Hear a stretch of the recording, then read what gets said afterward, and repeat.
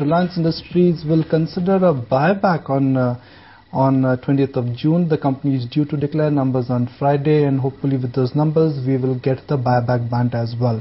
Devin Choksi joins us now to throw more light on this news and what it means for Reliance shareholders. Devin, are you surprised or are you a bit upset that now the company is using up all the cash? Yeah, Nikhil, good morning.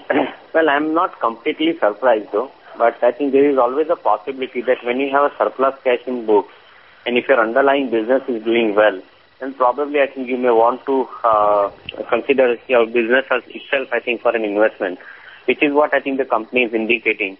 Of course, as we all know that in this particular quarter, the results of the company is not going to be that great. So in order to support the price, probably I think this buyback announcement can come or is coming in at this point of time to probably support the price. As I see it, underlying valuations of the businesses which Reliance has been building has been quite substantial, and probably I think it is compelling proposition for one and anybody, I think, to look at them very significantly. So today, if they are announcing this particular buyback, probably it means that the company is a lot of upside going forward from this business.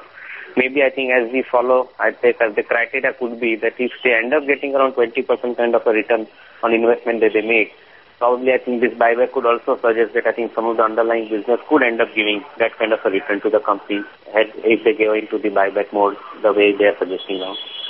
What about the pricing of the buyback, Devin? I mean, what according to you would be a fair price that the market would be happy to get? Well, I'm not too sure, but according to me, the floor should be somewhere around, I think, 700, 725 levels. Around that level, I think the market probably, I think, would be happy for Reliance, I think, if they consider buying back their shares. Because this is the price at which I think probably, I think you have all the negatives discounted, as I've been making the point even earlier also. Because when you calculate some of the part valuations, I think the company's stock price generally appears to be somewhere around 1,000, 1,050 levels. And that once again proves the point that having a 20% plus kind of a return on capital employed, if that is the ratio that they are following, then probably around 725 kind of levels, I think, could be the one, I think, at which they most probably want to buy their shares back. This is just for the benefit of our retail viewers, that when a company is considering a buyback, it is the company's money which will be used to buy shares or securities from the open market. And since the company's money will be used to buy those shares, the total equity base, once the buyback process is over, the total equity base will get reduced and the promoter holding automatically will increase because of the reduction in total equity base.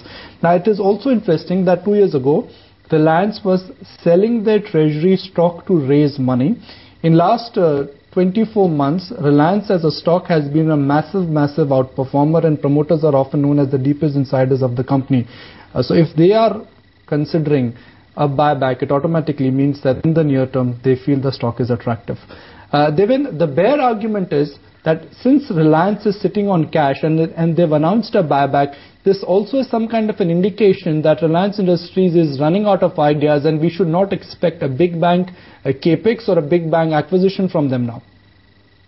No, Nikunj, I wouldn't agree to that part of the argument. More because I think the buyback is not going to be of an entire amount. Imagine, I think, if company is having about close to 1 lakh crore worth of cash in the balance sheet at the end of this year, and that money is available to the company either for buyback. Now, suppose even if I think they end up buying against 2 lakh crore market capitalization, even if they, I think, consider 5% of the stock for buying back, I think they have sufficiently large amount of money then also available for going for any inorganic growth or sort of acquisition that we are talking about. So I don't think that I think they are running short on ideas. Maybe I think they find Reliance's own share becoming very attractive at current levels. Given the kind of businesses that they are nurturing, the telecommunication business, the retail business, and of course I think their mainstream oil and gas portfolio. So to a greater extent, I think these are the activities for which I think the company is looking at buying back those shares. I don't think that they are running short on ideas for acquiring. Maybe they are waiting for some big opportunities coming their way for acquiring. That is where I think we should be seeing good news happening in 2012-13. How do you expect Reliance to open at 9:15? They win a gap up or a flat open? I think it might remain a little bit on the upside. I don't think that I think it will be too huge an upside, but it might be an upside.